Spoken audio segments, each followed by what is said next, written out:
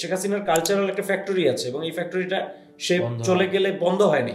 বাংলাদেশের বিচার বিভাগকে কিভাবে ব্যবহার করা হয়েছে এটা ছিল একেবারে তার সুস্পষ্ট একটা প্রমাণ। তাহলে আমি একজন সোশ্যাল ডেমোক্রেট এইভাবে বলতে পারি আর কি। ওই জায়গাটা সোশ্যাল ডেমোক্রেসিটা আসলে কি, সোশ্যাল ডেমোক্রেসিটা খুব simple, not ideology based, rather value based. অনেক উপদেষ্টারা বসে আছেন যাদের নামও জানে না, কাজও জানে না, কি করে কোনো হদিস নাই। সে 5 বছর যদি থাকে তাহলে 5 বছরের রূপরেখা দিতে হবে। টাইম তো বদলে যায় বিভিন্ন সময়।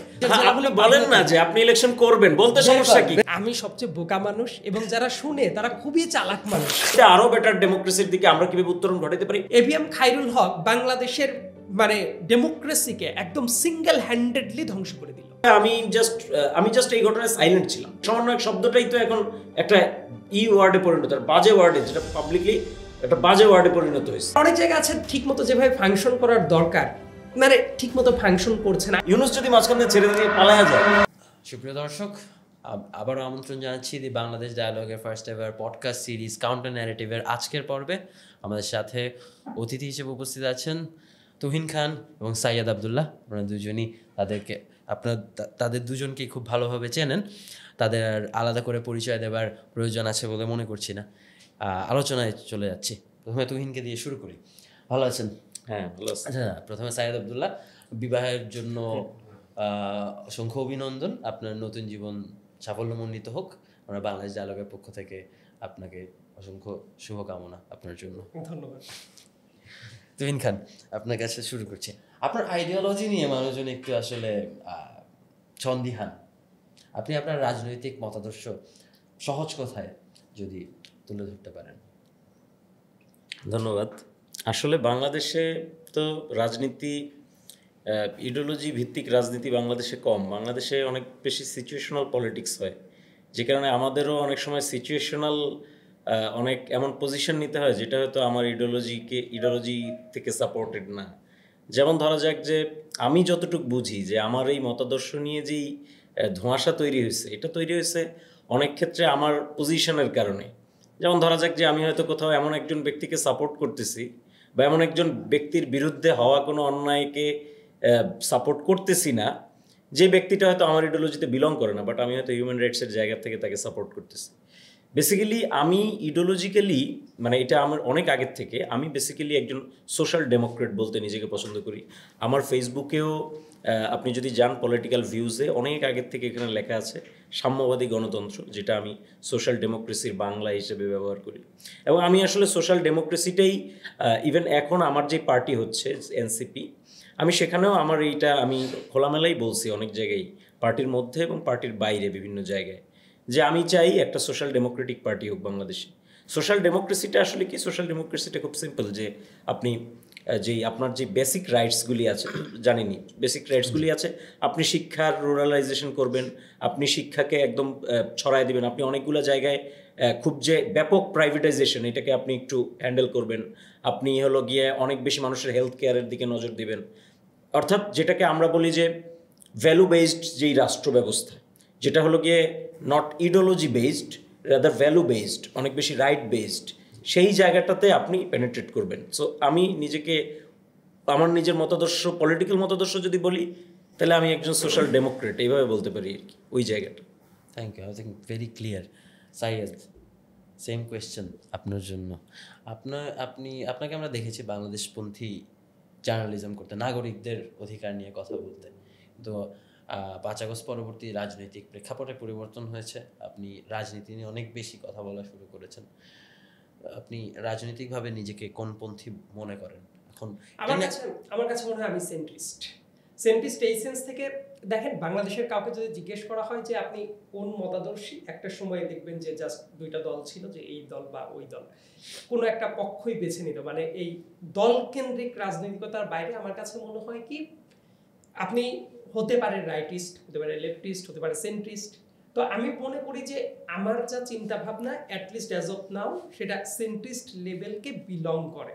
এবং এই জায়গায় ব্যাপারটা এইরকম না যে একটা দল, 2টা দল, 3টা দল। আমার কথা সেন্ট্রিস্ট যারা, একাধিক, আরো বেশি দল যারাই আছে, মানে whatever may be their name, but at least এই মতাদর্শটাকে আমার কাছে মনে হয় বাংলাদেশের জন্য অ্যাজ অফ নাও ভালো।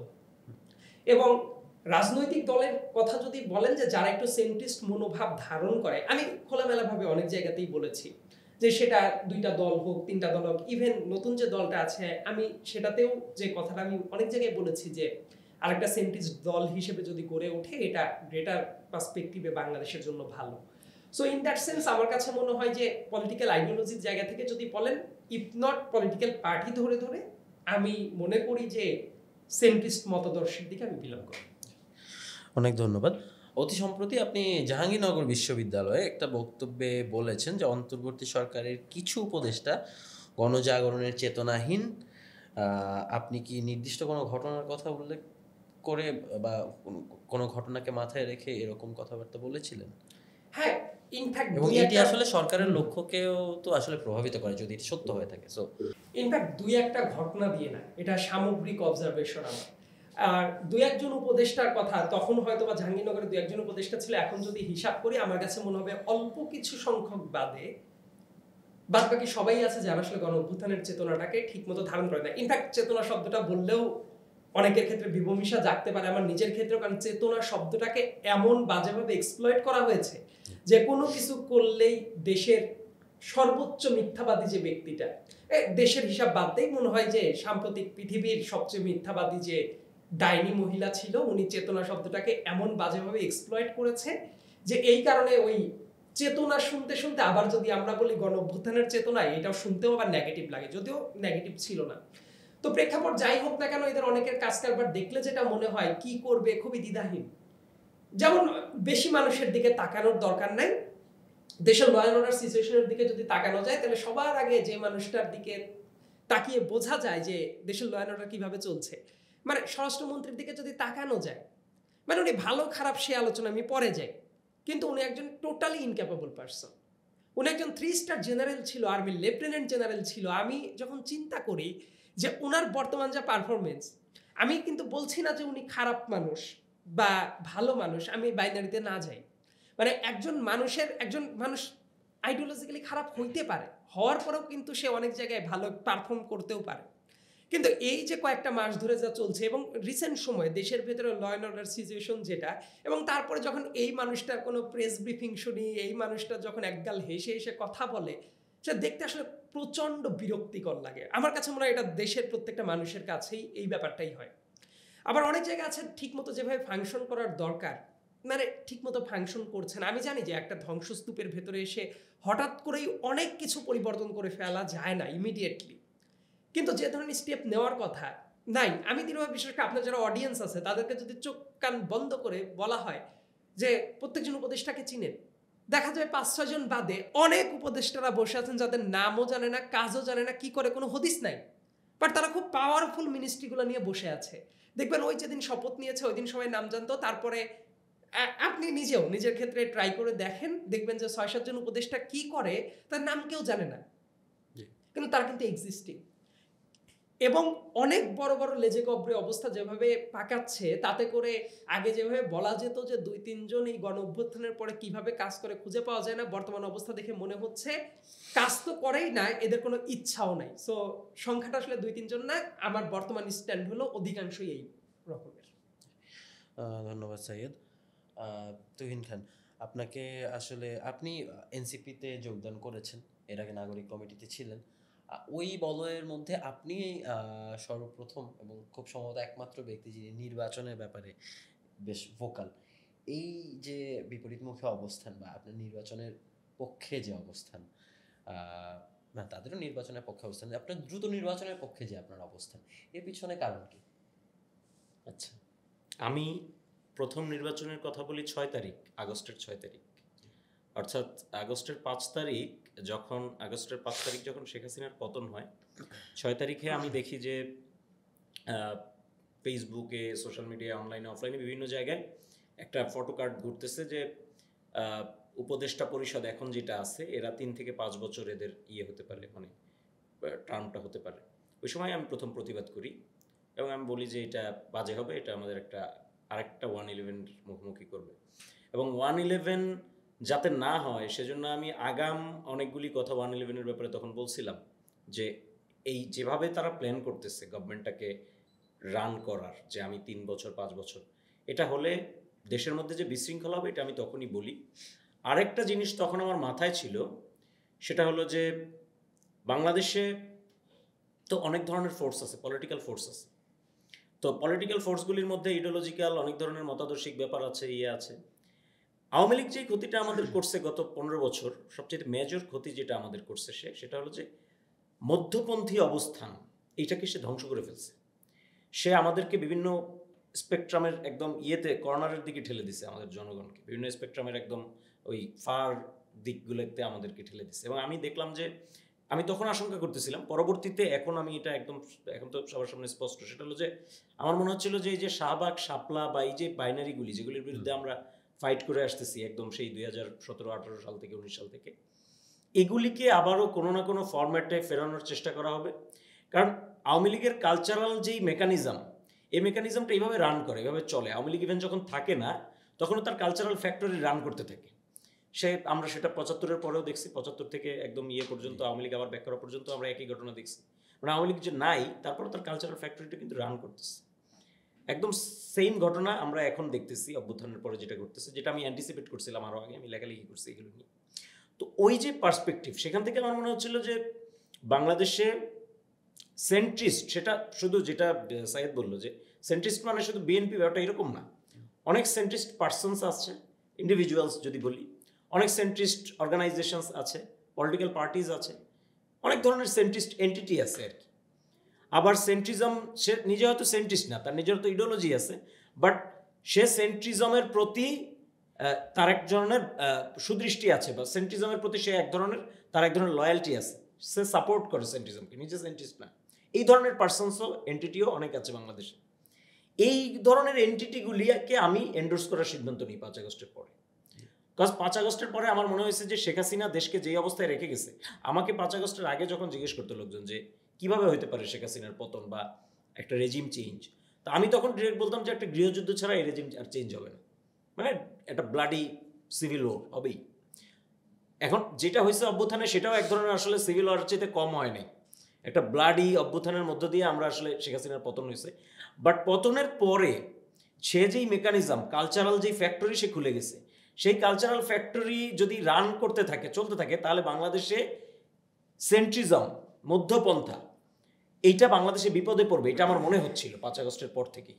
সো সেই জায়গার থেকে আমি তখন এই কথাটা বলি যে এই গভর্নমেন্ট যেটা আছে, ইন্টারিম গভর্নমেন্ট, প্রথমত হচ্ছে যে ইন্টারিম গভর্নমেন্ট কী করবে, তার ডেফিনেটলি সে 5 বছর যদি থাকে তাহলে 5 বছরের রূপরেখা দিতে হবে। আমি প্রথম রূপরেখার কথাটা বলি যে তার রোডম্যাপ দিতে হবে, অ্যান্ড দেন 5 বছর 3 বছর এটি কোনো কথা না, এভাবে থাকতে পারে না। অনির্বাচিত একটা গভর্নমেন্ট যদি থাকে তাইলে ল অ্যান্ড অর্ডার, আইন শৃঙ্খলা, এটা ক্ষতিগ্রস্ত হবেই, এটা অবনতি হবেই, যেটা 7 মাস পরে এখন চোখের সামনে।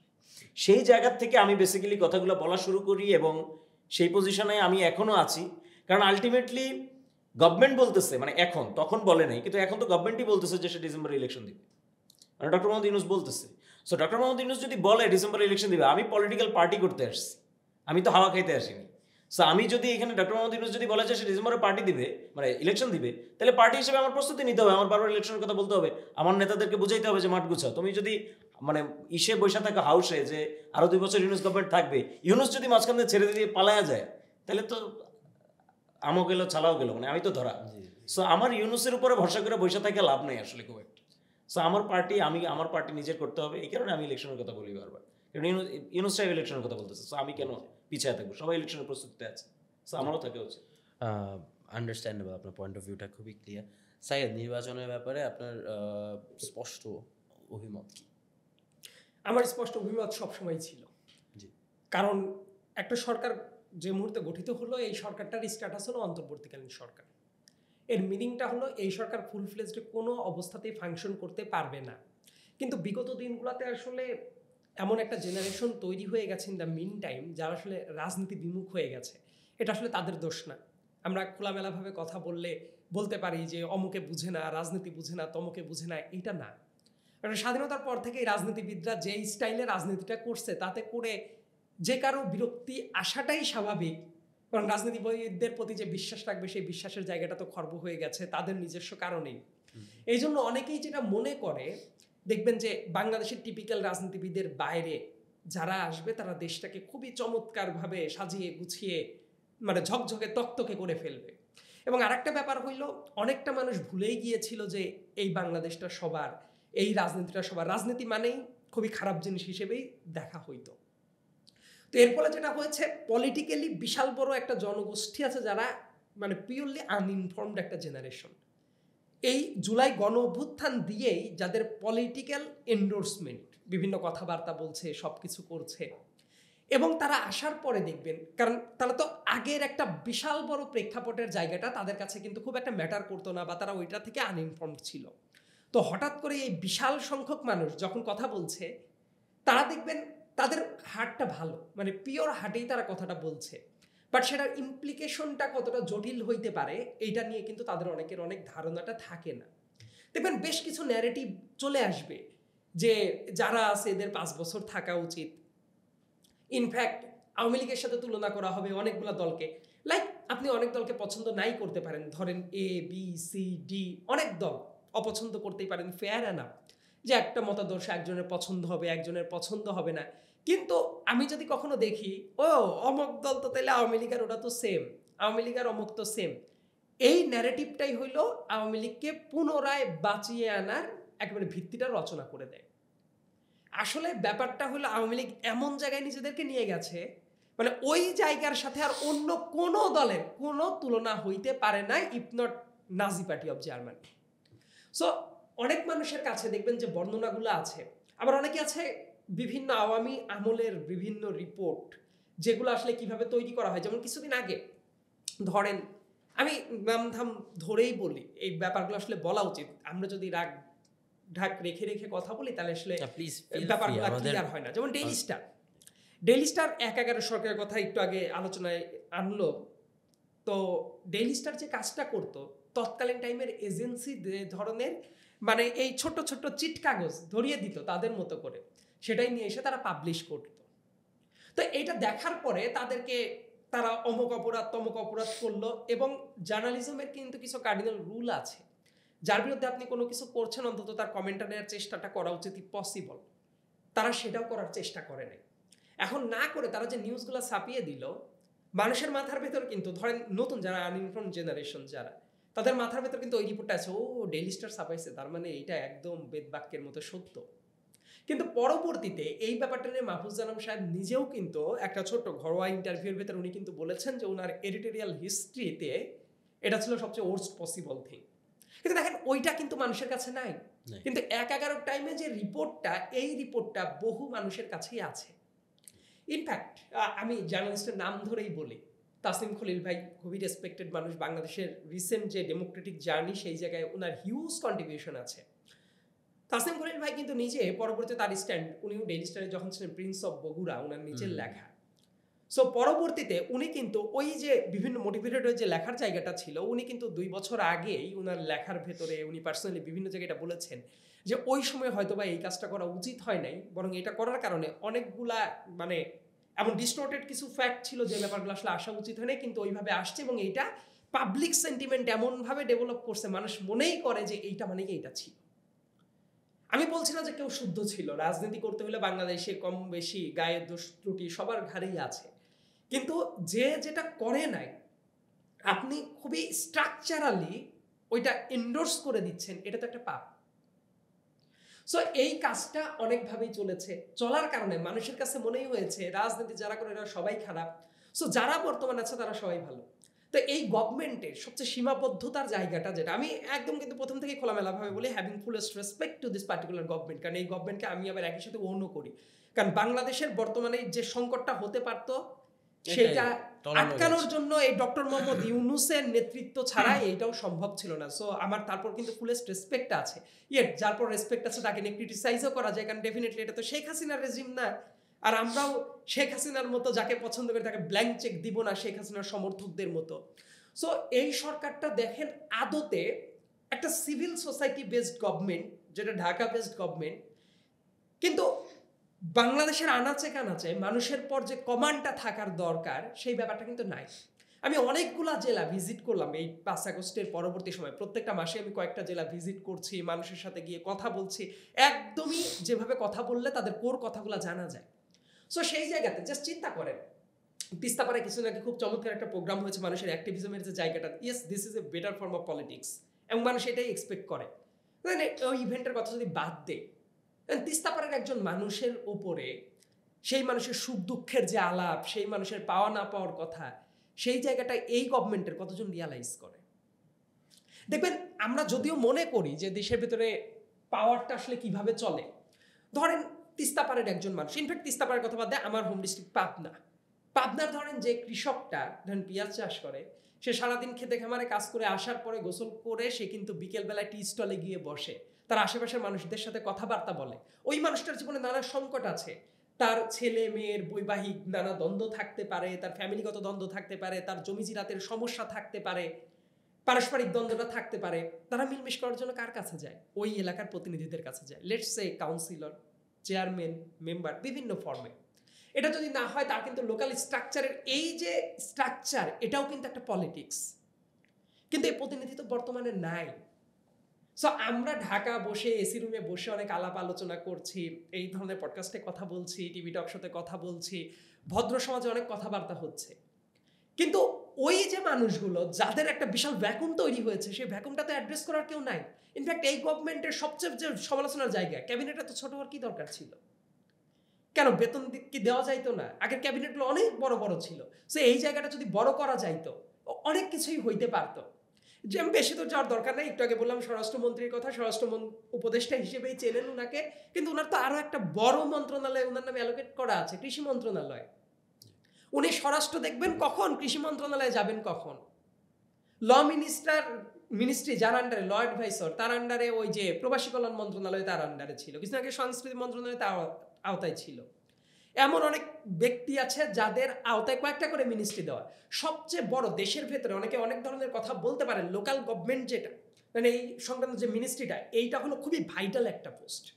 অতীতের যে কোনো সময় যদি চিন্তা করেন, দলের ভেতরে সবচেয়ে পাওয়ারফুল স্টেক যাদের থাকে তাদেরকে লোকাল গভর্নমেন্টের মিনিস্ট্রিতে বসানো হয়।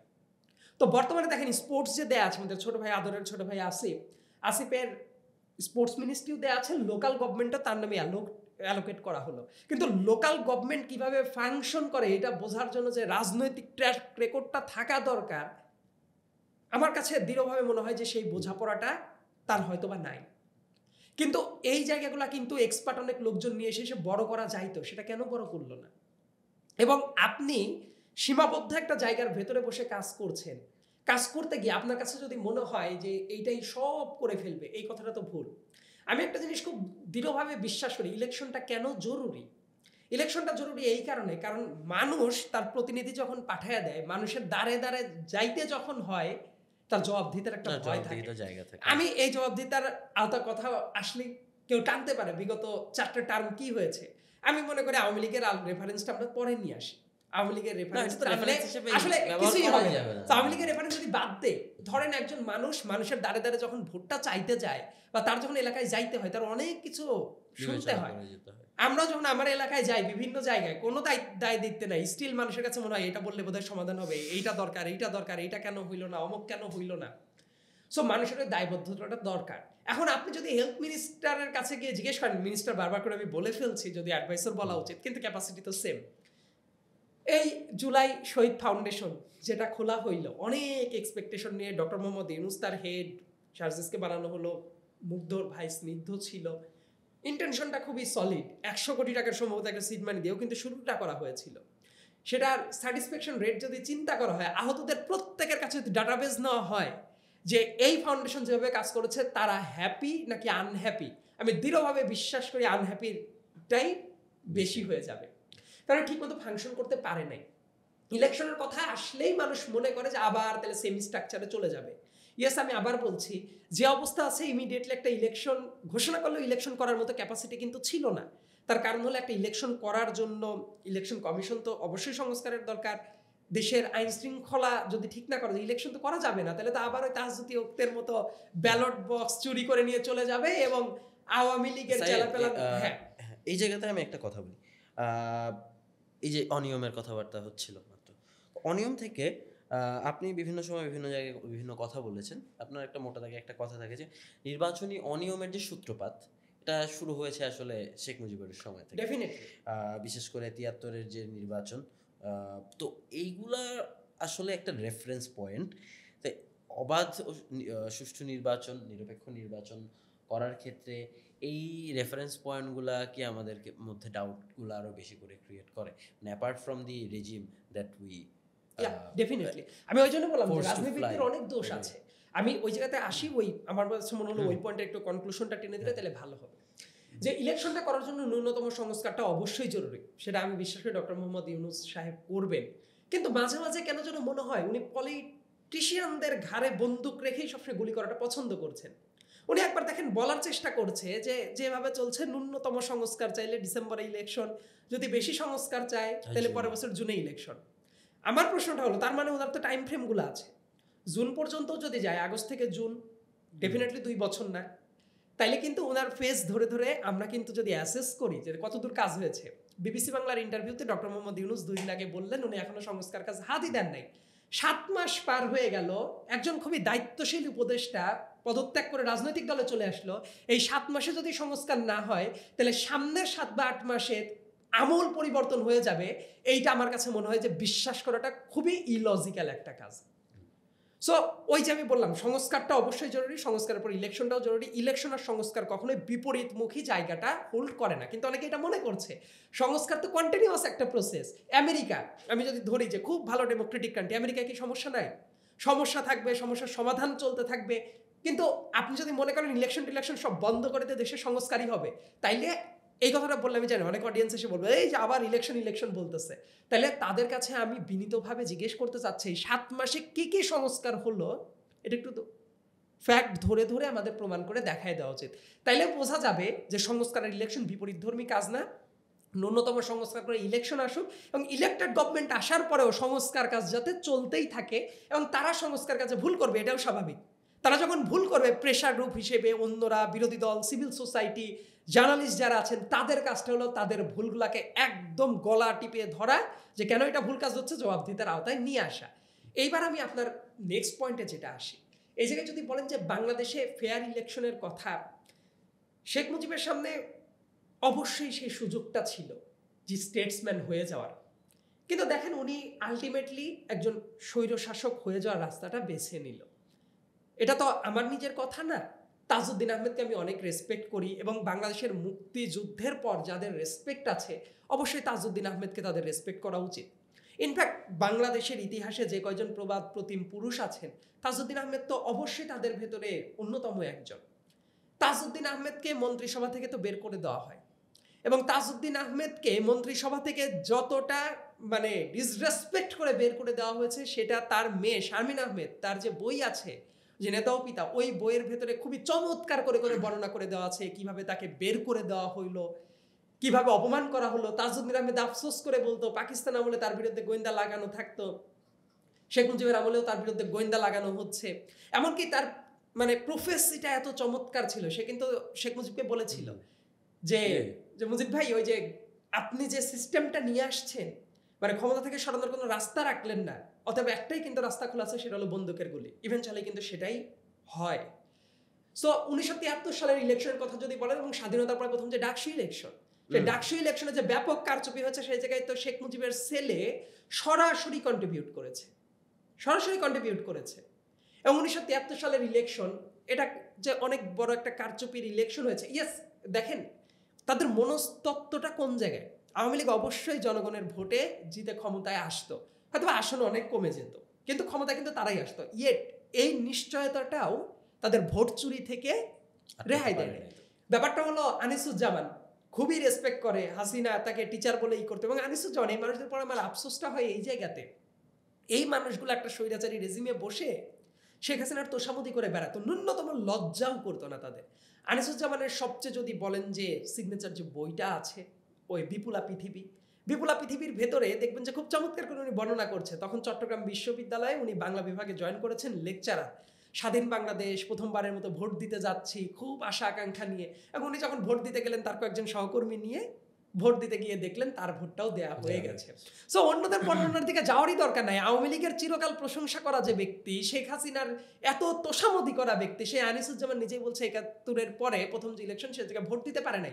জাসদের কর্মীদের পর যে নিপীড়নগুলো চালানো হয়েছে, এই কাজগুলো তো তখনও হয়েছে।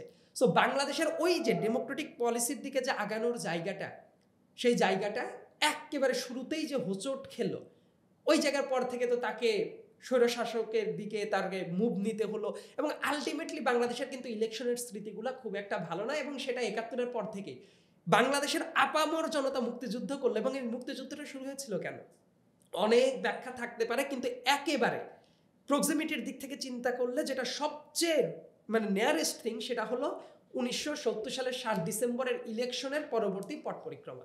বাংলাদেশের স্বাধীনতার সাথেও কিন্তু ইলেকশনটা খুবই ওতপ্রোতভাবে জড়িত। কিন্তু দেখেন কি হইল, দেশ স্বাধীন হওয়ার পরে সেই ইলেকশনটাও প্রশ্নের মুখে ফেলে দিল।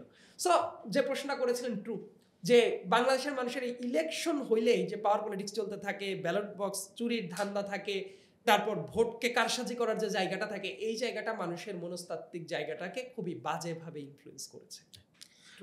অনেক ধন্যবাদ সাইয়দ।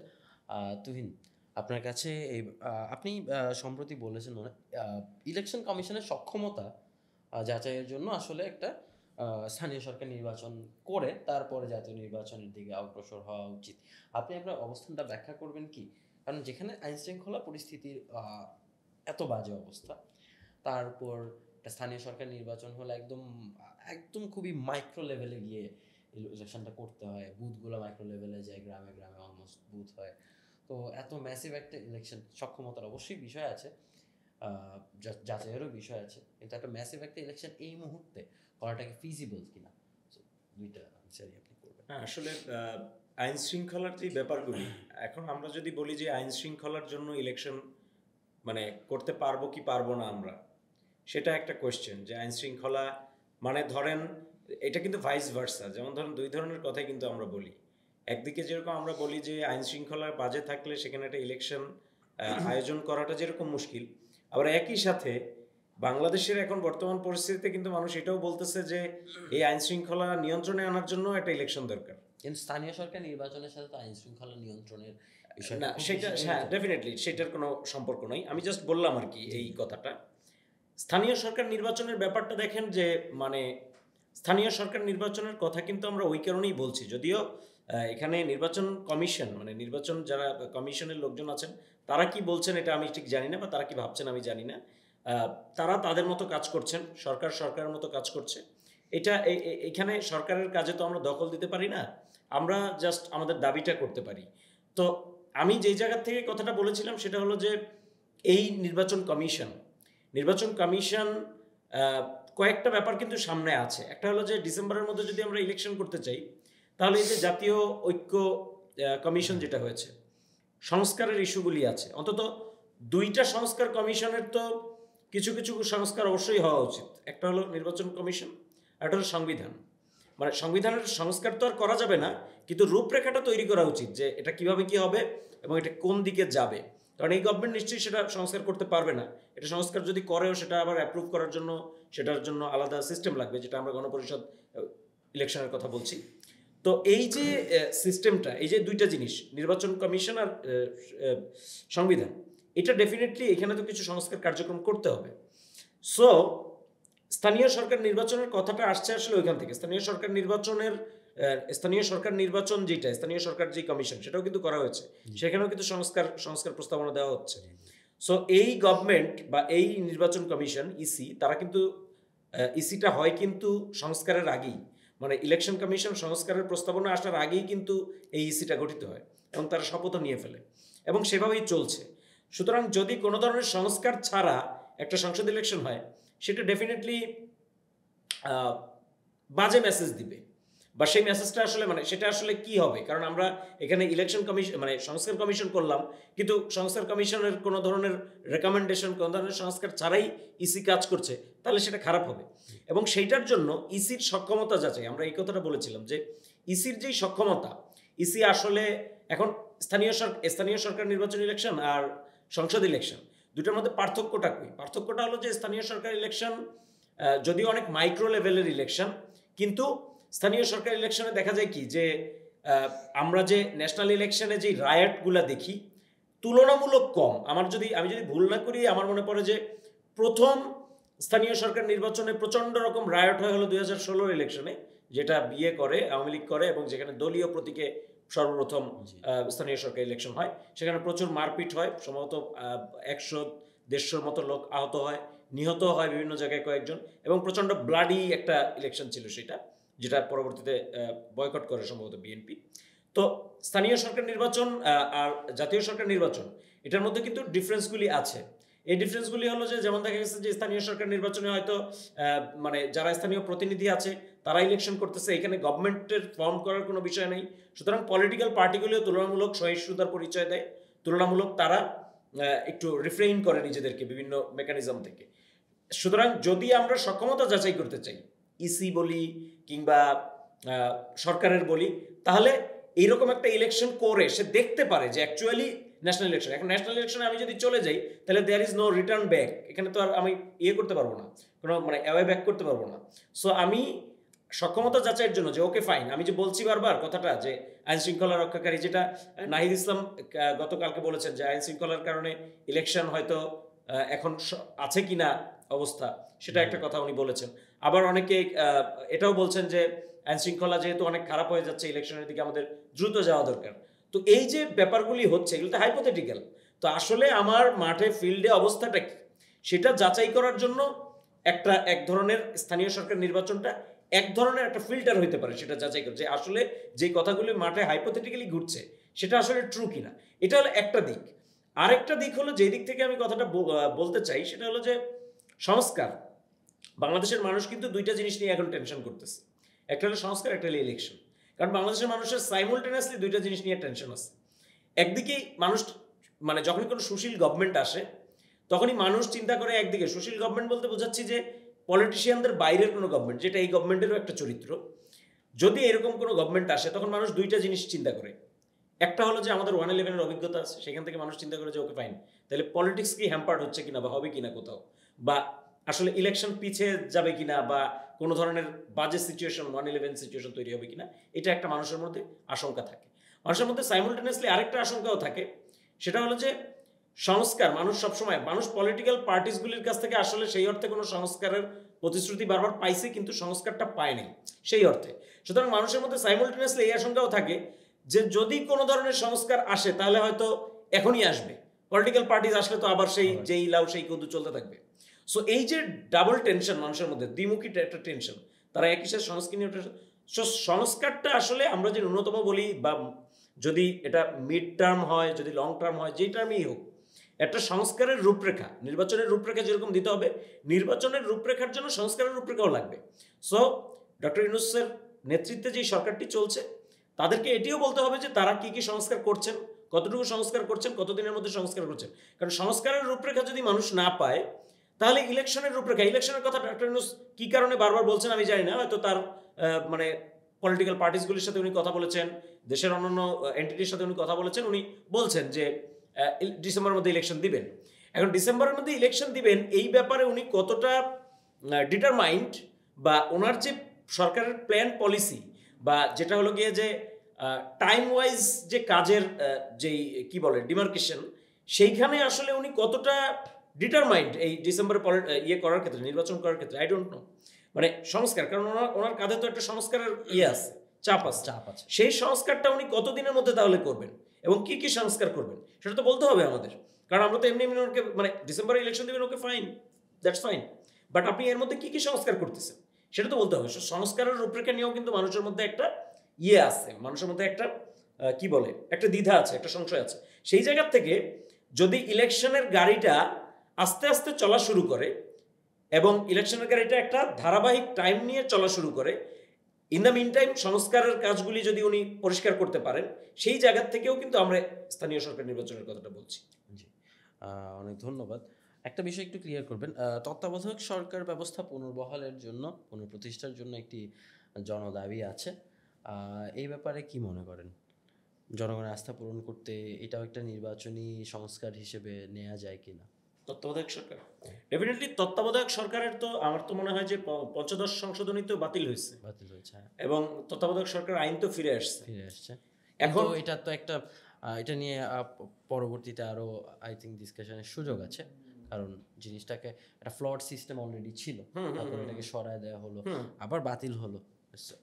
তো মানে তত্ত্বাবধায়ক সরকার আসছে, যদি আপনি বলেন যে মানে যদি আপনি এইটা বলেন যে এখন যে গভর্নমেন্ট আছে, আমরা কিন্তু এই গভর্নমেন্টকে অন্তর্বর্তীকালীন সরকার বলছি, ইন্টারিম গভর্নমেন্ট।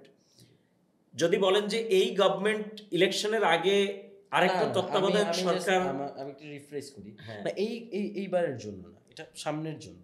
এই তত্ত্বাবধায়ক এটা বর্তমানে তত্ত্বাবধায়ক সরকার নেই, একটা অন্তর্বর্তীকালীন সরকার আছে, এবং তাদের কাছে আর কিছু ম্যান্ডেট থাকুক না থাকুক একটা নির্বাচন করে দেওয়ার ম্যান্ডেট আছে। তো এটা বা তারপরের কথা, হ্যাঁ ডেফিনেটলি তারপরে তত্ত্বাবধায়ক, যদিও অনেকে আমাদের এখানকার সুশীল সমাজের অনেকেই বলেন যে তত্ত্বাবধায়ক সরকার ব্যবস্থাটা আসলে একটা ফ্লড, কিছু ফ্ল আছে এর মধ্যে তত্ত্বাবধায়ক সরকারের মধ্যে। এবং সবচেয়ে বড় ব্যাপারটা হলো যে যদি আমরা তত্ত্বাবধায়ক সরকার ব্যবস্থা চালাতে থাকি, তাহলে এইটা আমাদের ডেমোক্রেসির খুব সেন্ট্রাল একটা ফ্লকে নির্দেশ করে, সেটা হলো যে আমরা আসলে এনাফ ডেমোক্রেটিক হয়ে উঠতে পারিনি, ট্রাস্টের জায়গাটা আমরা তৈরি করতে পারিনি। সো এই ফিলোসফিক্যাল তর্কগুলি আছে, বাট অ্যাজ ফর নাও এখন আমরা যেই সিচুয়েশনে আছি, এখন আমরা পলিটিক্যালি ট্রাস্টের, পারস্পরিক মিউচুয়াল ট্রাস্টের যেই পর্যায়ে আছি, যেই লেভেলে আছি, সেই জায়গা থেকে আমি মনে করি ডেফিনেটলি তত্ত্বাবধায়ক সরকার ছাড়া বাংলাদেশে ইলেকশন কন্ডাক্ট করা খুব কঠিন। কারণ আপনি যদি ইভেন আপনার যদি সদুদ্দেশ্য, প্রথমত হলো যে বাংলাদেশের হিস্ট্রি বলে যে যেই গভর্নমেন্টই ক্ষমতায় আসছে তারা পলিটিক্যালি মানে যখন ইলেকশন করছে নিজস্ব সরকারের আন্ডারে, প্রথমত হয়েছে যে কিছু কারচুপি করার ট্রাই করছে, সেকেন্ড হয়েছে যে খুব বেশি দিন তারা ওই ইলেকশন করে ফেলেও ইভেন মানুষের ম্যান্ডেট নিয়ে খুব বেশি দিন থাকতে পারেনি। সো এবং আপনি যদি সবকিছু রাইটও করেন, মানে ধরেন যে আপনি সবকিছু রাইট করলেন, আপনার দলীয় সরকার under election and everything right is right, তারপরেও আপনার অপোজিশন কিন্তু, বাংলাদেশের পলিটিক্যাল কালচার এখন যে পরিস্থিতিতে আছে, আপনার অপোজিশন কিন্তু আপনাকে খোঁচাইতে থাকবে এবং নানান কিছু ফ্ল কিন্তু বের হয়ে আসবে, কারণ থাকেই ফ্ল অনেক কিছু। সুতরাং তত্ত্বাবধায়ক সরকারটা এখন বাংলাদেশের যে পলিটিক্যাল সিচুয়েশন, যে পলিটিক্যাল এনভায়রনমেন্ট, এই এনভায়রনমেন্টের জন্য তত্ত্বাবধায়ক সরকারটা অন্তত মানুষের বিশ্বস্ততা বা যেই পরিস্থিতি আওয়ামী লীগের আমলে যেই পরিস্থিতি তৈরি হয়েছিল সেই পরিস্থিতি এড়ানোর জন্য, আওয়ামী লীগের আমলে কিন্তু ফ্যাসিবাদের সূচনাটাই কিন্তু আমরা ধরি যে ওই তত্ত্বাবধায়ক সরকার ব্যবস্থাটা তুলে দেওয়া, ওখান থেকেই কিন্তু সব গোলমালের শুরুটা হয় 2011 পঞ্চদশ সংশোধনী। সো ওইটা যাতে না হয়, ওটা যাতে রিপিট না হয়, সুতরাং অ্যাজ ফর নাও তত্ত্বাবধায়ক সরকারটা আমি মনে করি রাখা উচিত। And সাইমultaneously political parties, civil society, অন্যান্য এন্টিটি সবার এটা ভাবা উচিত যে আসলে বাংলাদেশের ডেমোক্রেসিতে এই তত্ত্বাবধায়ক আর কতদিন চলবে, অ্যান্ড কিভাবে আমরা আরও বেটার ডেমোক্রেসির দিকে উত্তরণ ঘটাইতে পারি। তত্ত্বাবধায়ক সরকার তো আছেই, তার চাইতে আরও বেটার ডেমোক্রেসির দিকে আমরা কীভাবে উত্তরণ ঘটাইতে পারি, এটা সাইমultaneously আমাদের ভেবে যাইতে হবে। নাহলে আমরা এই তত্ত্বাবধায়ক সরকার ব্যবস্থা আজীবন চালাইতে পারবো না। এক সেকেন্ড হয়েছে যে বারবার এটা নিয়ে কিন্তু ইস্যু ক্রিয়েট হবে, যে ইস্যু আওয়ামী লীগের সময় ক্রিয়েট হয়েছে। সো আমাদের ধন্যবাদ। সেম বিষয় তত্ত্বাবধায়ক সরকারের বিষয়ে সাইয়েদ আবদুল্লাহর কাছেও জানতে চাইব। আমার কাছে মনে হয় যে তত্ত্বাবধায়ক সরকার ব্যবস্থাটা আপাতত আরও অন্তত সামনের 2-3 টার্মের জন্য থাকাটা উচিত। এর প্রেক্ষাপটটা হলো 2011 সালে, একটু আগে যখন কথা বলছিল শেখ হাসিনা ফ্যাসিস্ট কবে থেকে হইল, আমার পার্সোনাল আন্ডারস্ট্যান্ডিংটা হলো 2011 সালে যখন পঞ্চদশ সংশোধনী করে ফেললো, ওই মুহূর্ত থেকেই শেখ হাসিনা ফ্যাসিস্ট ছিল।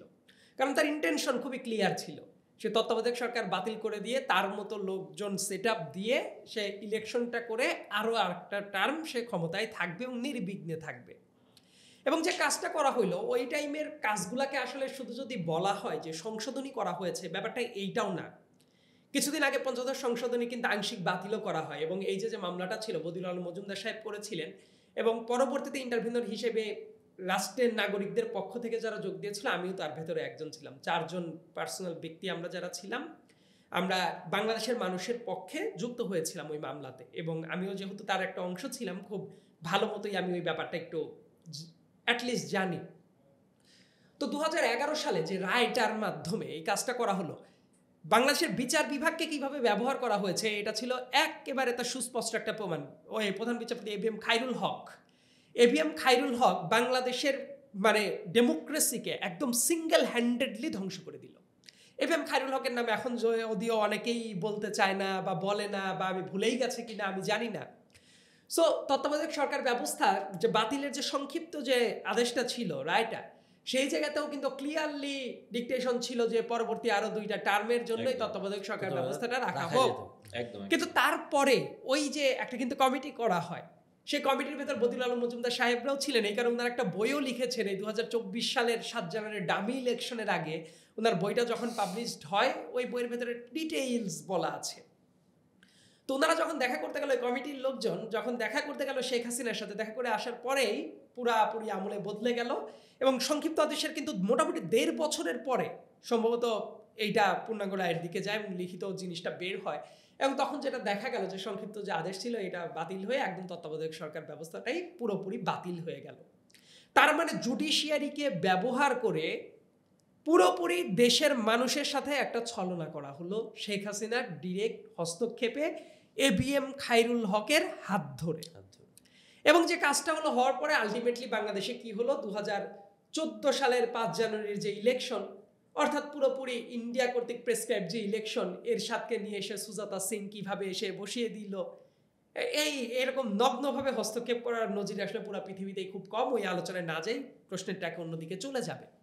2018 সালের ওই তাহাজ্জুদ ওয়াক্তের ইলেকশন, শেষ রাতে ইলেকশন হয়ে যায়। যদিও আওয়ামী লীগের যারা দালাল ছিল, নবনীতা চৌধুরীর মতো দালাল, নামটা খোলামেলাভাবে বলেই ফেললাম কারণ ইদানিং সময়ে সে আবার হম্বিতম্বি করা শুরু করেছে। সেখানে আমি একটা ভিডিও বানিয়েছি।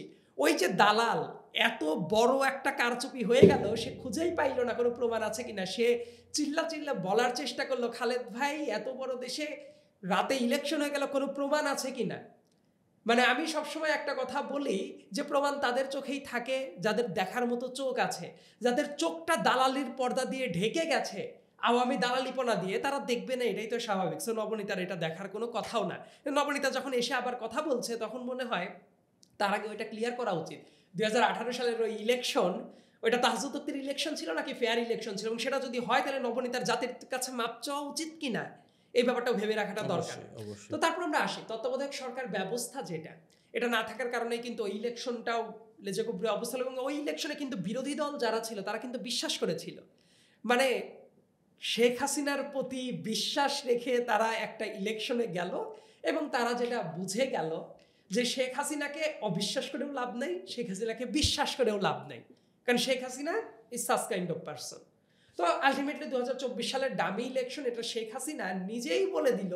মানে পৃথিবীর বুকে আমার মনে হয় যে কিছু কিছু ব্যাপার না লিপিবদ্ধ হওয়া উচিত, যে উনি নিজে ডাক দিয়ে নিয়ে গিয়ে বলে দিচ্ছে যে ডামি প্রার্থী দাঁড়াবে, ডামি প্রার্থী দাঁড় করে দিয়ে ইলেকশন করছে, এটা ওপেনলি মিডিয়াতেও আসছে। এবং তার যারা ক্যান্ডিডেট যারা ছিল তারা আবার হম্বিতম্বি করে বলতো, আমার মনে হয় যে এটা বোধহয় মেহেরপুরে একজন দাঁড়িয়ে বললোই যে আমাকে বাদ দিবে, মানে আমি ইন্ডিয়ার নমিনেটেড প্রার্থী। এবং তাদের কোনো হদিস ছিল, তাদের কোনো ভ্রুক্ষেপ ছিল না এই কথাগুলো বলছে। ফাহাম ভাই রিসেন্টলি একটা জায়গায় বলছে যে মানে খালেদ মহিউদ্দিনের শোতে, খালেদ মহিউদ্দিনের শোতে যে আর্মি পার্সনের থ্রুতে ইন্ডিয়া সিভি পাঠাইতো, এই আবার হিন্দিতে ডাব করে। Yes true. এবং বিগত দিনগুলোতে আমি তো এটাই বলি যে অনেকের অনেক দোষ আছে। দেখবেন সচিবালয় নিয়ে অনেক কথাবার্তা হয়, পুলিশ নিয়ে কথাবার্তা হয়, কিন্তু আর্মি টুলটাকে যেভাবে ব্যবহার করা হয়েছে, ইনফ্যাক্ট ওটাকে আর্মি বললে আমার কাছে মনে হয় যে আর্মির প্রতি, মানে আর্মি বলতে মানুষ যা বুঝে সেই রেসপেক্টের জায়গাটা থাকে না, রাদার আমি ওইটাকে বলে আজিজ বাহিনী। ওই যে অল দ্য প্রাইম মিনিস্টার্স মেনের আজিজ বাহিনী, ওইটা মানে যে দেশে একজন আজিজের মতো নিকৃষ্টতম মানুষ আর্মি চিফ হইতে পারে, ওই দেশের অবস্থা কি সেটা তো দেখাই গেল। মানে army chief Aziz, police chief Benazir, দেশের ক্ষমতায় শেখ হাসিনা, মানে এইরকম একটা দেশের সিস্টেম আমার কাছে মনে হয় এটা পৃথিবীর বুকেই খুবই নজিরবিহীন ঘটনা। তো যাই হোক, তো তারপরে 2024 সালে ডামি ইলেকশনও হয়ে গেল। এরপরে মানুষের ভেতরে যে বিশ্বাসটা চলে আসছে সেটা হলো এই দেশে সরকারের অধীনে ইলেকশনটা হইতে পারে না। ইনফ্যাক্ট আমি বিএনপির কাজ না দেখে বিএনপিকেও তো আমি ব্ল্যাঙ্ক চেক দিতে চাই না। ধরেন বিএনপি ক্ষমতায় আসলো, 5 বছর পর আর একটা ইলেকশন হইল, ইনফ্যাক্ট ক্ষমতায় আসবেই এই বিশ্বাসও আমি দেখি অনেকে বোধহয় বিশ্বাস করে। কিন্তু আমি যেটা মনে করি, সামনে প্রত্যেকের জন্য খুব বড় রকমের একটা চ্যালেঞ্জ আছে।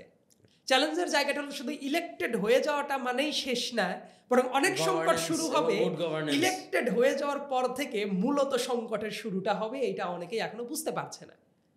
সো আমি কেন এই বিশ্বাসটা করব যে বিএনপি সরকার ক্ষমতায় আসবে, তারা একটা ফেয়ার ইলেকশন দিয়ে দিবে, যে জায়গায় বিএনপি 2022 সাল থেকে যে ড্রাফটটা করে এবং 23-এ পাবলিশই করে ফেলে তাদের 31 দফা, যেটা 31 দফাতেও কিন্তু তত্ত্বাবধায়ক সরকার দেওয়ার জন্য একটা ম্যান্ডেট তারা নিজেরাও রেখেছে।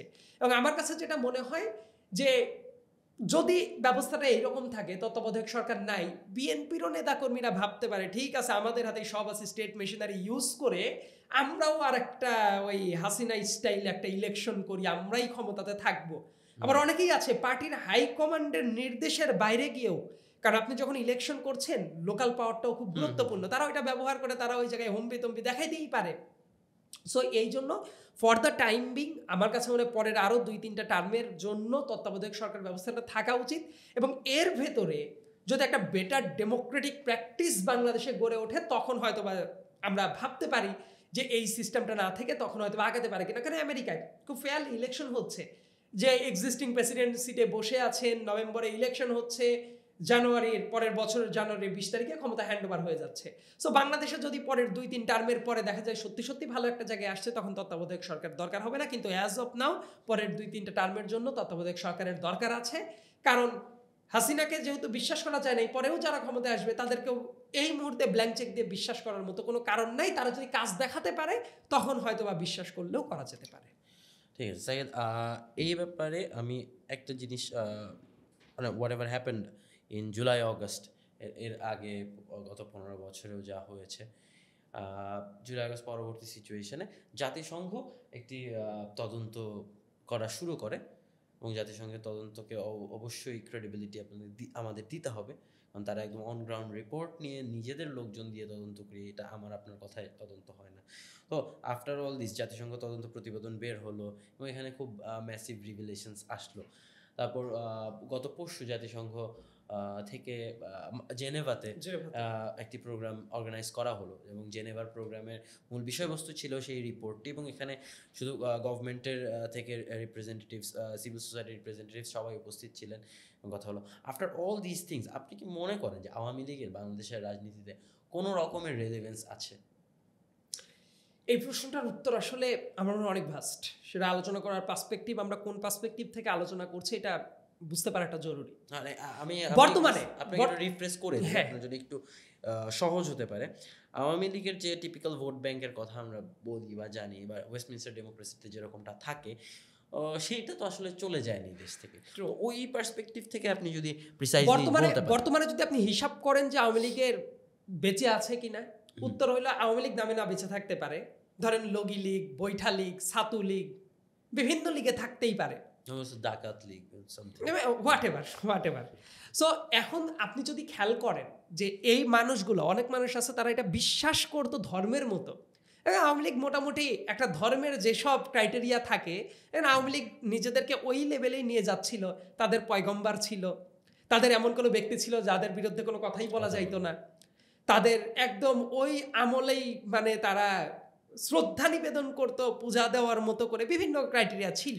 তারা ওই হাসান হোসেনের ইয়ের মতো অনেক জায়গায়, এমনকি তারা ধর্মের সাথে বারবার করে ট্যাগ করতো। ওই যে সারা পৃথিবীর বর্তমান পৃথিবীতে যারা যে মানে বেঁচে আছে তাদের ভেতরে সবচেয়ে বড় মিথ্যাবাদী যে, মানে বর্তমানে ওই যে লুটিয়েন হাউসে বসে বসে মাঝে মাঝে হোয়াটসঅ্যাপ চ্যাট ফাঁস করার চেষ্টা করে। সো সে মাঝে মাঝে বলতো না তাদের নৌকা নর্মাল নৌকা না, ওইটা নূহ নবীর নৌকা। মানে থরে থরে ধর্ম এবং তাদের লীগের কালচারটাকে তারা রিলেট করার চেষ্টা করতে, এই কারণে যাতে মানুষ এই জায়গা থেকে বের না হইতে পারে। সো তারা, আমি বিশ্বাস করি ওই যে ভোট ব্যাংকের যে কথাটা বললেন এখনো আছে, কিন্তু সাম্প্রতিক সময়গুলাতে ধরেন যে ইলেকট্রাল পলিসিতে যাওয়ার জন্য যেটা করতে হয়, মানুষের দ্বারে দ্বারে তো ভোট চাইতে যাইতে হয়। মানুষের দ্বারে দ্বারে ভোট চাইতে গেলে আমার দৃঢ় বিশ্বাস আছে যে বাড়িতে ভোট চাইতে যাবে ওই বাড়িতে দরজা আটকায় দিয়ে পরের কাজ কি হবে আমি আর না বলি, এটা মানুষ নিজেরাই করবে, স্পন্টেনিয়াসলি করবে। সো ওই জায়গাতে রেলেভেন্স নেই। কিন্তু জাতিসংঘের যে কাজটা, এই কাজটা খুবই রিমার্কেবল একটা কাজ, এবং এই উদ্যোগটা খুবই ভালো যে জাতিসংঘকে এই অ্যাক্সেসটা দেওয়া হয়েছে। অনেক দেশ আছে তারা কিন্তু এটাতে ভেটো দেয়। এটা দেওয়ার কারণে যেটা হচ্ছে, ধরেন আজ থেকে 50 বছর পরে, 100 বছর পরে কেউ বলতে পারে ও লোকালি এই কাজটা করা হলো, বা যারা আজকে আন্দোলন ধরেন আমরা সবাই মিলে করলাম, যদি এমন হয় আজ থেকে 50 বছর পরে এমন কোনো ঘটনা ঘটলো যে আর একটা স্বৈরাচারী রেজিমের মতো এই আন্দোলন যারা ডেমোক্রেসির জন্য করলো তারাই করে ফেললো, এমন তো হয়েছে। অনেক মুক্তিযোদ্ধা 71-এর রণাঙ্গনের মুক্তিযোদ্ধা ছিল এবং পরবর্তীতে আওয়ামী ধর্মে বিশ্বাস করে এমন কাজ করেছে যে তাদের মুক্তিযোদ্ধা হিসেবে দেশ স্বাধীন করার কাজ করলো, আবার একই সাথে বাংলাদেশের সবচেয়ে বড় মনস্টারকে ক্ষমতায় রাখারও কাজ করেছে। সো এইটাই বিতর্ক যখন আসবে তখন কিন্তু মানুষ দ্বিধায় বিভক্ত হয়ে পড়বে যে না এটা তাহলে কেমন কি ছিল। কিন্তু জাতিসংঘের একটা রিপোর্ট যদি থাকে এটা পুরো ওয়ার্ল্ড ওয়াইড অ্যাকসেপ্টেন্সটা তৈরি করে। কারণ ভারতের ডেমোক্রেটিক জায়গায় একটা সংকটের জায়গাটা তৈরি হবে, এখনো সেটা তৈরি হয় নাই। আমার একটা খুব ভালো রকমের অনুমান, আমি এখন পর্যন্ত বলবো অনুমান, কিন্তু আমার একটা বিশ্বাস আছে এই অনুমানটা কোনোদিন বাস্তবে ফলবে। ভারতের ইলেকশন যখন এগিয়ে আসবে, এই যে পৃথিবীর ভেতরে সবচেয়ে আনডেমোক্রেটিক কাজ করা শেখ হাসিনাকে নিয়ে যেভাবে তারা আশ্রয় প্রশ্রয় দিল, এই ব্যাপারটা নিয়ে ভারতের অপোজিশন আঙ্গুল তুলবে মোদির দিকে যে কেন এই কাজটা করা হলো। অলরেডি শশী থারুরের মতো মানুষ তারা কিন্তু এটা পয়েন্টটা তুলছে। বেশি দূর যাওয়ার দরকার নেই, কিছুদিন আগে মমতা দি জাস্ট নামের জন্যই বললাম, আউট অফ রেসপেক্ট এটা কখনোই না, কারণ সাম্প্রতিক টাইমে সে যে ধরনের কাজ করেছে তারপর আর ওই রেসপেক্টটা থাকা উচিত না। খুবই হম্বিতম্বি করে বলছিল যে বাংলাদেশে নাকি শান্তিরক্ষী বাহিনী পাঠানো উচিত আমাদের সিকিউরিটি দেখার জন্য। একটা জিনিস একদম লিখে রাখতে পারেন, এরপরের বছরে যখন তার ইলেকশন যখন চলে আসবে পশ্চিমবঙ্গে, দেখবেন এই মমতা বিজেপিকে যেভাবে ব্যাশিং করবে, প্রত্যেকটা কাজ মানে আওয়ামী লীগের সাথে অ্যালাইন করেই সে কথাগুলো বলবে, এবং এটা হবেই। আমাদের ওই মুহূর্তগুলোর জন্য অপেক্ষা করা উচিত। জাতিসংঘের এই কাজটা করার কারণে কি হলো, সারা পৃথিবীর বুকে যখনই যে জায়গাতে যা কথাবার্তা বলা হবে এটাকে রেফারেন্স পয়েন্ট হিসেবে ইউজ করার একটা জায়গাটা তৈরি হবে। যেমন দেখেন, আপনি গণহত্যার কথা যদি বলি, আমরা অবশ্যই ম্যাস লেভেলে গণহত্যার কথা বলি, কিন্তু গণহত্যার কথা যদি আমরা বলি অনেক সংজ্ঞাগত ব্যাপার আছে, একটা কনভেনশন আছে, ইন্টারন্যাশনাল কনভেনশন আছে, আমি ওই আইনের আলোচনায় না যাই। কিন্তু টেকনিক্যালি দেখবেন রুয়ান্ডার গণহত্যার কথা যখন বলতে হয় সারা পৃথিবী সবাই এক বাক্যে স্বীকার করে, কিন্তু অনেক জায়গায় আমাদের মুক্তির সংগ্রাম যেটা, সেই জায়গাটা গণহত্যা হয়েছে কি হয় না এটা কিন্তু কনভেনশন আকারে এখনো এস্টাবলিশ করা যায় নাই।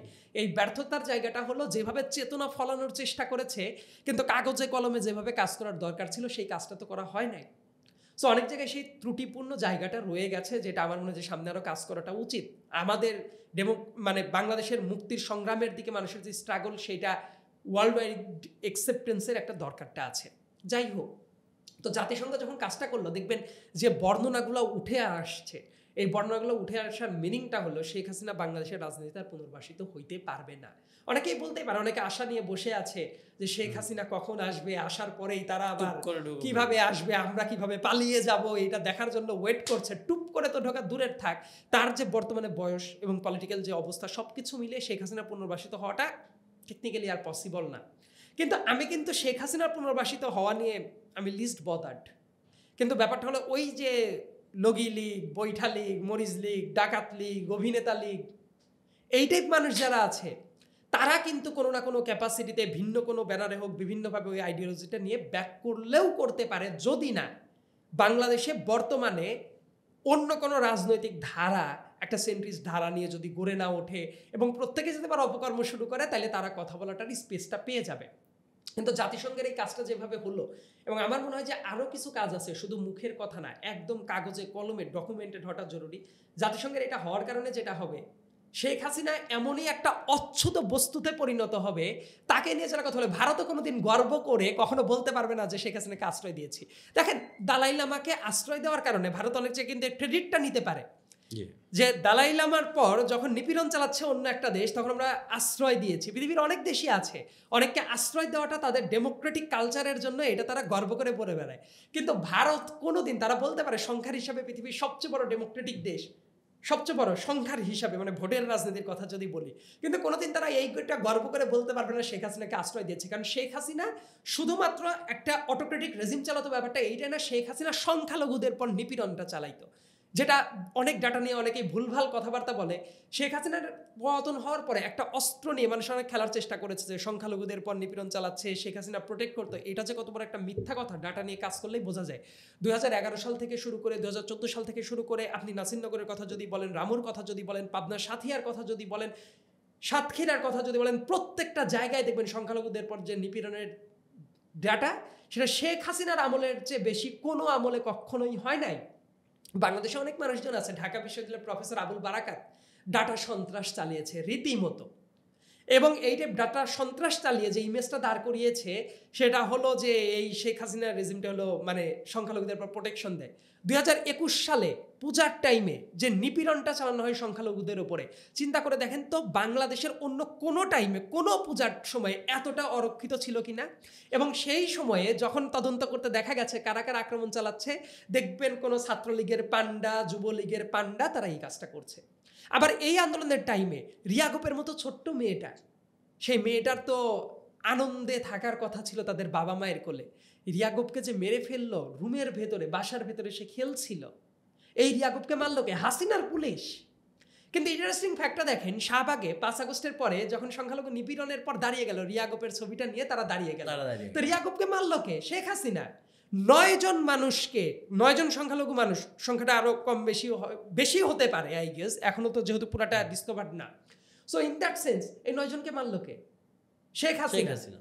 ওই যে আমাদের বর্মন দাদা যাকে চিকিৎসার জন্য বাইরে পাঠানো হয়েছে, তার মুখটার দিকে তাকাইলে বোঝা যায় এই বাংলাদেশের মানচিত্রটাকে কিভাবে ছিঁড়ে ফুঁড়ে খেয়েছে শেখ হাসিনা, সেটা আমাদের ওই বর্মন দাদার ফেসটা দেখলে বোঝা যায়। তো বর্মন দাদাকে এই অবস্থায় নিয়ে গেল কে? This is Sheikh Hasina. আবার আর একটা ব্যাপার চিন্তা করে দেখেন, তাহলে এই ব্যাপারগুলো যখন ডকুমেন্টেড থাকবে, তখন ভারতেরও যারা এই রাজনীতি করতেছে তাদের মুখের পর ছুঁড়ে মেরা যাবে যে শেখ হাসিনা এই জায়গায় দেখেন সংখ্যালঘুদের উপরে নিপীড়ন চালিয়ে গেছে, এবং তোমরা ইন্ডিয়া ওই শেখ হাসিনাকে প্রোটেকশন দিচ্ছ। এর মিনিং হইল সংখ্যালঘুদের পর প্রোটেকশনের যে তোমরা ধোয়া তুলছো, তোমরা নিজেরাও এই ব্যাপারটাকে বিশ্বাস করো না। সো এই জিনিসগুলো ডকুমেন্টেড হওয়াটা খুব বেশি মাত্রায় জরুরি ছিল। শুধু জাতিসংঘ এই কাজটা করেছে, একই সাথে আমার 2টা পয়েন্ট একটু অ্যাড করাটা জরুরি। শুধু জাতিসংঘের জায়গাটা প্রিসাইজলি মানে ব্যাপারটা হলো বাংলাদেশের লগি বৈঠা আন্দোলন যেটা ছিল 2006 সালের 28শে অক্টোবর, মানুষকে মেরে ফেলে লাশের পর নৃত্য করার কালচার, তখন হাসিনা ক্ষমতাতেও আসে নাই, তাদেরই এই কাজ করা হয়েছিল। তারপরে যদি বলেন পিলখানার ব্যাপারটা যদি বলা হয়, তারপরে সাগররুনির কথা যদি বলা হয়, শাপলা চত্বরের কথা যদি বলা হয়, ইলেকশনগুলোর আগে যে ধরনের মানে আমি বলবো ক্র্যাকডাউন চালানো হয়েছে, এমনকি এই 2023 সালের অক্টোবর মাসেও যে কাজটা করা, এখন তো অনেকেই মনে করে যে শেখ হাসিনার বিরুদ্ধে আন্দোলন বোধ হয় এই শুধুমাত্র জুলাই আগস্টেই হয়েছে। নো, দীর্ঘ 15টা বছর যে ধরনের নিপীড়ন চালিয়েছে, প্রত্যেকটা মানুষের ইকুয়াল কন্ট্রিবিউশন ছিল। এবং এই জায়গাটা নিয়ে যখন কথা বলা হয়, প্রত্যেকটা কাজই ডকুমেন্টেড করা উচিত। করলে যেমন শেখ হাসিনা, আমি কিছুদিন আগে কয়েকটা ঘটনা যখন শুনলাম মানে খুবই ক্লোজ সোর্স থেকে, যে ওই যে যখন গুম করা হতো, মেরে ফেলা হতো ইলিয়াস আলীকেও, শেখ হাসিনা যখন তার পরিবারকে নিয়ে বসার পরে বোঝাচ্ছে বিএনপির অন্তর্কন্দল ছিল, অমকে বোধহয় এটা করতে পারে, ঠিক তার কয়েকদিন আগেই সে নিজে নির্দেশ দিয়েছে ইলিয়াস আলীকে মেরে নদীতে ভাসিয়ে দেওয়ার কথা। এবং দেখেন এমন কিছু কোড ল্যাঙ্গুয়েজ ছিল, এই বর্ণনাগুলো বোধ হয় যে মানুষের কাছে আসা উচিত। আমি দৃঢ়ভাবে বিশ্বাস করি আন্তর্জাতিক অপরাধ ট্রাইব্যুনালের যারা আছেন তারা ধীরে ধীরে এটা আনবেন। হসপিটাল নামের কিছু কোড ল্যাঙ্গুয়েজ ছিল, যে মারার পরে পেট কেটে পাথর ঢুকিয়ে নদীতে ফেলে দিয়ে আসার পরে সুপেরিয়র অফিসারকে রিপোর্ট করতো তারা যে হাসপাতালে পাঠানো হয়েছে।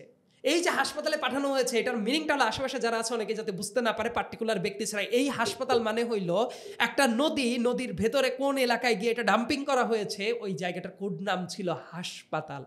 সো এইভাবে যে নিপীড়নগুলো চালানো হয়েছে, এগুলো সামনে আসা উচিত না। জাতিসংঘ তো বটে, যত হিউম্যান রাইটস গ্রুপ আছে তাদের প্রত্যেককেই এইগুলা ইন্ডিপেন্ডেন্টলি ইনভাইট করা উচিত, তারা যাতে এসে এটা তদন্ত করে এবং রিপোর্টগুলো যাতে থাকে। এতে করে শেখ হাসিনা তো বটেই, আওয়ামী লীগ যা যা করেছে ইন্টারন্যাশনালি এমন একটা জায়গায় পৌঁছায় যাবে, তাদের পক্ষে কথা বলার আর মানুষ খুঁজে পাওয়া যাবে না, এবং এটা খুব বেশি মাত্রায় জরুরি। ধন্যবাদ সাইয়েদ। এই একটা প্রশ্ন আপনাকেও করছি যে আওয়ামী লীগের রাজনৈতিক বাস্তবতা কি কোনো কিছু আছে বলে মনে করেন? আমরা শেষ পর্যায়ে আছি, আপনার শেষ করব। আচ্ছা, রাজনৈতিক দল তো আসলে একটা ইডিওলজি। রাজনৈতিক দল দ্যাট ডাজন্ট মিন যে একজন ব্যক্তি বা ইন্ডিভিজুয়াল। আমি পার্সোনালি মনে করি যে শেখ হাসিনার বাংলাদেশের রাজনীতিতে হয়তো আর ফিরে আসার কোনো বাস্তবতা নাই। তার কারণ শেখ হাসিনা খুবই বৃদ্ধ একজন মানুষ এবং যে কোনো সময় মারা যেতে পারেন। এবং বাংলাদেশের এখন যে সিচুয়েশন, তাতে আওয়ামী লীগ বা আওয়ামী লীগপন্থী কোনো ধরনের কোনো পলিটিক্যাল এন্টিটির বাংলাদেশের রাজনীতিতে ক্ষমতায় আসার সম্ভাবনা খুবই কম, অন্তত আরও অনেক দিন।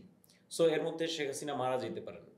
তো শেখ হাসিনার বাংলাদেশের পলিটিক্সে আবার ফিরে আসা, এটা একটা দুরূকল্পনা, এটা আসলে খুব দুরূহ ব্যাপার এই মুহূর্তে দ্বারা, এটাই মনে হচ্ছে, বোঝা যাচ্ছে।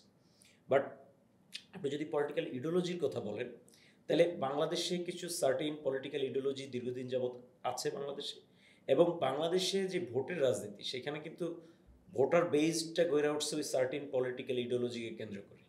সো ধরেন যে হয়তো আপনি ওইগুলোকে এইভাবে দেখতে পারেন যে মুক্তিযুদ্ধর পক্ষের শক্তি বা ধর্মীয় পক্ষের শক্তি, ডানপন্থী, বামপন্থী, এইভাবে দেখতে পারেন, সেকুলার বা রিলিজিয়াস। তো এই যে ডিভাইডেশনগুলি আছে, আমি মনে করি যদি আপনি আওয়ামী লীগ যেই বয়ানের উপর ভিত্তি করে তার ফ্যাসিবাদ কায়েম করেছে, সেটা 73-এ বলেন কিংবা 24-এ, সেই বয়ানকে যদি আপনি বাংলাদেশের পলিটিক্যাল কোনো মানে পলিটিক্যাল পার্টি সিস্টেম বলেন কিংবা পলিটিক্যাল ন্যারেটিভ সিস্টেম বলেন, এটার মধ্যে যদি অ্যাবজর্ব করতে না পারেন, তাহলে আওয়ামী লীগ ডেফিনেটলি আবার ফেরত আসবে কোনো না কোনোভাবে। সেটা আওয়ামী লীগ না অন্য নামেও ফেরত আসতে পারে, বাট ডেফিনেটলি সে আসবে যদি আপনি অ্যাবজর্ব করতে না পারেন। এই যে এখন আমরা যা করছি, 5 আগস্টের পরে আমরা যা শুরু করেছি, আমাদের মানে অনেকেই যা শুরু করেছেন, এগুলি ভালো সাইন না। মানে শেখ হাসিনা আমাদেরকে যেই লাইনে বিভক্ত রেখে ডিভাইড অ্যান্ড রুলটা খেলেছে, যেই লাইনে বিভক্ত রেখে সে তার ফ্যাসিবাদী শাসনটাকে শক্তিশালী করেছে, যেটা আমি বলছিলাম যে শেখ হাসিনার কালচারাল একটা ফ্যাক্টরি আছে এবং এই ফ্যাক্টরিটা সে চলে গেলে বন্ধ হয়নি, এই ফ্যাক্টরিটা চালু আছে এবং এই ফ্যাক্টরিটা চালু রাখতেছে। আমরা দেখতে পারতেছি যে অনেক জায়গায় অনেক নামে অনেক ধরনের আন্দোলন হচ্ছে, যেখানে আসলে হোতা মানে আওয়ামী লীগের লোকজন, গোড়ায় হাত দিলে দেখা যাচ্ছে যে আওয়ামী লীগের লোকজন, অথবা তারা বাইরে বসে থেকে ওইগুলো হ্যাঁ তারা বাইরে বাইরে ফান্ডিং করছে। আবার এখানে দেখা গেছে যে কি তারা বিভিন্ন জায়গায় লেবাস বদলে হুজুর হয়ে গেছে, কোথাও কোথাও মানে ডাকাত হয়ে গেছে, মানে অদ্ভুত একটা পরিস্থিতি। কোথাও অভ্যুত্থানের পক্ষের শক্তি অভ্যুত্থানের পক্ষের শক্তি হয়ে চাঁদাবাজি করছে কোথাও। এই যে ঘটনাগুলি ঘটাচ্ছে, তার মানে তাদের যেই সিস্টেমটা, তারা যেই সিস্টেমটায় শোষণটা করছিল, সেই সিস্টেমটা কিন্তু বন্ধ হয়নি, কালচারাল ফ্যাক্টরিটা বন্ধ হয়নি। এবং 5 আগস্টের অভ্যুত্থানকে তারা যেভাবে পোর্ট্রে করতে চায় বিদেশে, দেশে বিদেশে, সেটার দিকে কিন্তু এই 6 মাস 7 মাস পরে এসে কিন্তু আমরা দেখছি যে অনেক ক্ষেত্রে তারা সফল। আপনি ফেসবুকে যদি অনলাইনে দেখেন, আপনি দেখবেন যে এখন অনলাইনে ধরেন সাপোজ কোনো একটা পত্রিকা নিউজ করলো গাছ থেকে পড়ে সমন্বয়কের মৃত্যু, দেখবেন হাহা দিচ্ছে, সবাই হাহা দিচ্ছে। আমি সেদিনও এরকম একটা নিউজ দেখছি। তারপরে আপনি ধরেন যে সমন্বয়ক রিলেটেড, সমন্বয়ক শব্দটাই তো এখন একটা ওয়ার্ডে পরিণত, বাজে ওয়ার্ডে, যেটা পাবলিকলি একটা বাজে ওয়ার্ডে পরিণত হয়েছে। তারপরে ধরেন আগেই ভালো ছিলাম, এই ধরনের সেন্টিমেন্ট নিয়ে কথা হচ্ছে, বা শেখ হাসিনার শাসন ভালো ছিল। ইভেন আমি আপনাকে বলি, মানে আই এম নট জাজিং, এই যে রিসেন্টলি আপনার মানে শাহবাগে যেই ঘটনা ঘটলো, এই ঘটনার পরে আমি জাস্ট এই ঘটনায় সাইলেন্ট ছিলাম, বিকজ আমি বুঝতেছিলাম যে এই ঘটনাটা কিভাবে ঘটতেছে, মেকানিজমটা কি। তো আমি দেখতেছিলাম যে ওই মেয়ের পক্ষের যারা একদম sane activist, they are not যে ইনসেইন বা কোনো ধরনের, তারা লিখতেছে অনেকেই যে শেখ হাসিনার আমলে আমরা মেয়েরা অন্তত ভালো ছিলাম, সেফটি ইস্যু। এবং অনেকে লিখছে যে কেউ লিখছে যে আরেকটা শাপলা যদি হয় তাহলে আমরা কি তোদেরকে সাপোর্ট করব। সো এটার কাউন্টারে আবার যারা ওই পন্থী, ওই ছেলের পক্ষে, তারা আবার এই ধরনের কথাবার্তা লিখতেছে। সো আপনি মানে ইন্টেন্সিটিটা কি পরিমাণে কোন জায়গায় চলে গেছে আপনি কি টের পাইতেছেন? এবং this is just 7 month, after 7 months. তো আফটার 7 মান্থস যদি এই পরিস্থিতি হয়, তাহলে এখনো তো সময় আছে পয়রা। তো আমি বলতে চাইতেছি যে আমরা যদি আমাদের যেই পলিটিক্যাল ন্যারেটিভস, যেই পলিটিক্যাল ইয়ের উপরে দাঁড়ায় ছিল আওয়ামী লীগ এবং ফ্যাসিবাদ, এটাকে যদি ডিসমেন্টেল করা না যায় এবং আওয়ামী লীগের ওই ন্যারেটিভসগুলোকে যদি অ্যাবজর্ব করা না যায়, নতুন বাংলাদেশের নতুন পলিটিক্যাল শক্তির উত্থান যদি ঘটানো না যায়, তাহলে আওয়ামী লীগের ডেফিনেটলি কামব্যাক করার বড় সম্ভাবনা আছে। অনেক ধন্যবাদ তুহিন খান। শেষ প্রশ্ন, এটা ব্যক্তিগত প্রশ্ন। রাজনৈতিক দলে যোগদান করেছেন, জাতীয় নাগরিক কমিটিতে প্ল্যাটফর্ম ছিল, মূল রাজনৈতিক দল নাগরিক পার্টিতে যোগদান করেছেন, অবশ্যই সক্রিয় রাজনীতিতে অংশগ্রহণ করবেন, এই জন্যই যোগদান করেছেন। নির্বাচন কেন্দ্রিক চিন্তাভাবনা আছে নিজের জন্য? নির্বাচন কেন্দ্রিক চিন্তা ভাবনা করছি আমরা আসলে তাত্ত্বিক জায়গা থেকে, যেটাতে আপনি অনেক ভালো করেন, নাকি শুধু তাত্ত্বিক জায়গা থেকে দলকে সাপোর্ট দিয়ে যাবেন? না, নির্বাচন কেন্দ্রিক চিন্তা ভাবনা যে একদম করছি না তা না, করছি। আমার যে আসন সেটা হলো পিরোজপুর 1, যেখানে আল্লামা দেলাওয়ার হোসেন সাইদি ইলেকশন করেছিলেন 96 এবং 2001-এ তিনি ওখানে জিতেছিলেন। মাসুদ সাইদিকে সম্ভবত, হ্যাঁ, এবার মাসুদ সাইদিকে বোধহয় ঘোষণা করা হয়েছে। এবং আমার আসনের ইন্টারেস্টিং ফ্যাক্ট হচ্ছে যে এই আসনে বিএনপি কখনোই জিতে নাই, এবং বিএনপি একবারই জিতছিল এই আসনে, সেটা হলো যে হ্যাঁ সেটা না জোট সরকার না, সেটা হলো 96-এর ওই যেই ইলেকশনটা খুব শর্ট লাস্টিং ইলেকশন, ওই ইলেকশনের একজন এমপি, উনি 2 মাস সম্ভবত বোধহয় এমপি ছিলেন, তারপরে উনি মানে করেন, বিএনপি সেখানে কখনোই জেতে নাই। এটা হচ্ছে আমার আসলে একটা ইন্টারেস্টিং ফ্যাক্ট। তো আমার ইলেকশন করার ইচ্ছা আছে, আমার এলাকায়, কারণ আমার বাবা চাচারা সবাই রাজনীতির সাথে জড়িত, আমার ফ্যামিলির অন্যান্য মেম্বার্স যারা আমার ছোট চাচার শ্বশুর বাড়ির লোকজন, ওনারা ওইখানে দীর্ঘদিন যাবত, আমার ফুফুরা তারা দীর্ঘদিন যাবত স্থানীয় রাজনীতির সাথে যুক্ত। সো আমি আসলে কখনোই I was not a serious boy, মানে আমি কখনো ওই এলাকায় গেলে আমি এখনো ছোট ছেলেদের সাথে মানে কিছুদিন আগ পর্যন্ত আর কি আমরা আসলে এলাকার জন্য এখনো ছোট ছিলাম, হ্যাঁ আমরা এলাকার সবাই। জন্য, হ্যাঁ ছোট ছেলেই সবাই। সো ওই যে যা দেখা গেছে ক্রিকেট খেলতেছি ই করতেছি, মুরব্বীরা খুব একটা গুরুত্বের সাথে নিতেছে না যে কি করতেছে না করতেছে। সো এখন এখন ওইটা ইয়ে করতে হবে, ওই বাস্তবতাটাকে হয়তো টু সাম এক্সটেন্ট অল্টার করতে হবে যদি আমি ইলেকশন করতে চাই। সো আমার ইচ্ছা আছে, কারণ হচ্ছে যে আমার এলাকা, আমি আমার এলাকার ব্যাপারে মানে আমি যেটা দেখছি যে দেলাওয়ার হোসেন সাইদি ওইখানে জেতার পিছনে একটা কারণ তো ডেফিনেটলি ছিল।